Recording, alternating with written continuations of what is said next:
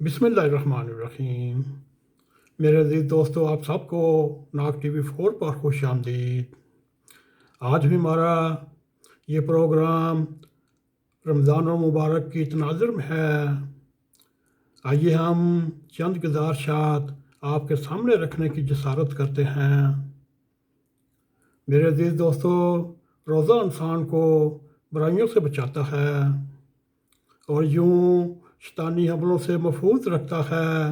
हमारे आका व मौला सल्लल्लाहु अलैहि वसल्लम ने फरमाया कि रोज़ा एक ढाल है। ढाल इंसान को दुश्मन के हमले से बचाती है।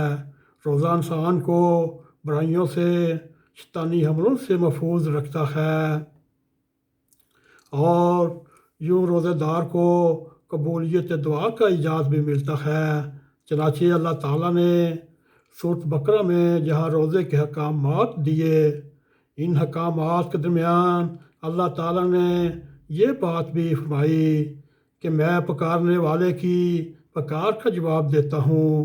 यूं कबूलियत दुआ का वादा अल्लाह ताला ने हकामात रमज़ान के दरमियान दिया।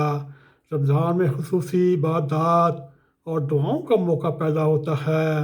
सहर व इफ्तार ख़ास तौर पर कबूलियत दुआ की घड़ी है और रमज़ान का महीना दुआओं की कबूलियत के साथ नहायत ही गहरा तल्लुक़ रखता है।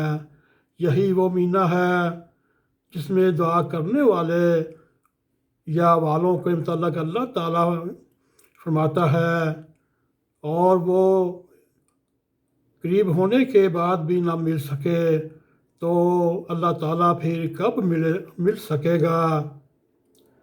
इसी तरह रमज़ान और कुरान का गहरा तल्लुक़ है। इस बाबरकत महीने में कुरान करीम नाज़िल हुआ। हज़रत जिब्राईल अलैहिस्सलाम हुज़ूर सल्लल्लाहु अलैहि वसल्लम को हर साल कुरान करीम का दौर करवाते और आप सल्लल्लाहु अलैहि वसल्लम ने अपने आखिरी रमज़ान में 2 मरतबा दौर मुकम्मल किया। यह रमज़ान में एक असर तिलावत का मौका मुयस्सर आता है। यूँ हज़रत सल्लल्लाहु अलैहि वसल्लम की सुन्नत के मुताबिक कम से कम कुरान का एक दौर मुकम्मल करना चाहिए। इस सिलसिले में खुलफाए कराम ने भी इस हवाले से बार बार हमें तवज्जो दिलाई।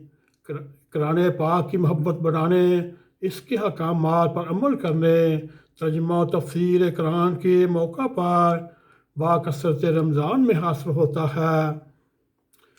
और यूँ रमज़ान और कुरान के बामी तल्लुक़ को हज़ूर सल्लल्लाहु अलैहि वसल्लम ने इसी अंदाज में बयान फरमाया कि रोज़े और कुरान क़यामत के दिन अपने बंदे की सिफारिश करेंगे।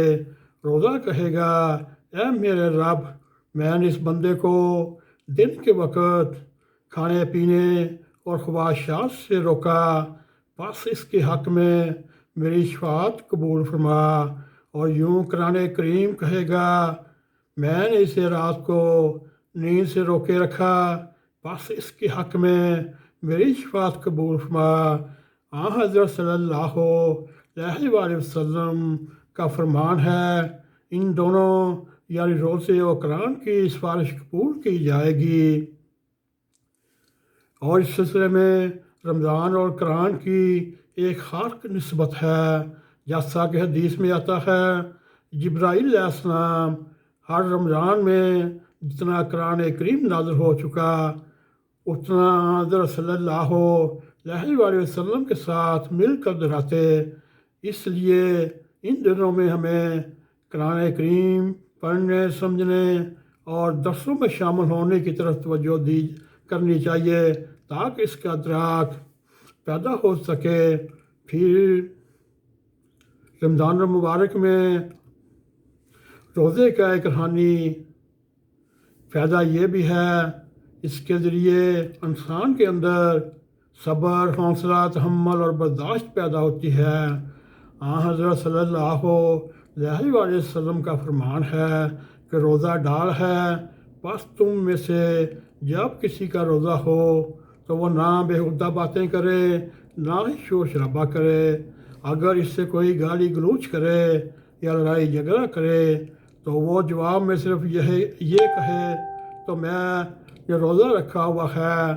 یہ ہمیں حدیث مبارک بتاتی ہے کہ روزے دار کو خود لڑائی جھگڑے سے بچنا چاہیے، اگر کوئی اس سے لڑائی جھگڑا کرے تو بھی صرف یہ کہے میں نے جھگڑا نہیں کرنا کیونکہ میں نے روزہ رکھا ہوا ہے۔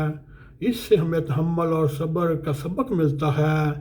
اس لیے حضور صلی اللہ علیہ وآلہ وسلم نے رمضان کے مہینے کو شہر الصبر یعنی صبر کا مہینہ قرار دیا اور فرمایا صبر کا ثواب جنت ہے۔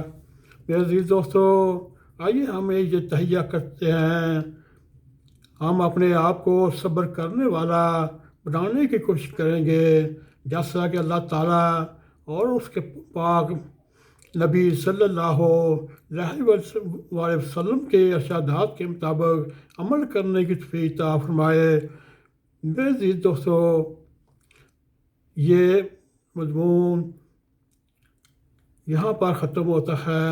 آگے انشاءاللہ تعالی ہم روزے اور جسمانی فوائد کے بارے میں آپ کی خدمت میں کچھ مضمون رکھیں گے۔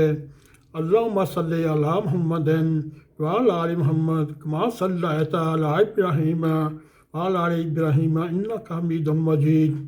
اللہم بارک علی محمد وعلی آل محمد کما بارکت علی ابراہیم وعلی آل ابراہیم انک حمید مجید۔ بے عزیز دوستو، اب ہمیں اجازت دیں، پھر ایک نئے مضمون کے ساتھ حاضر ہوں گے۔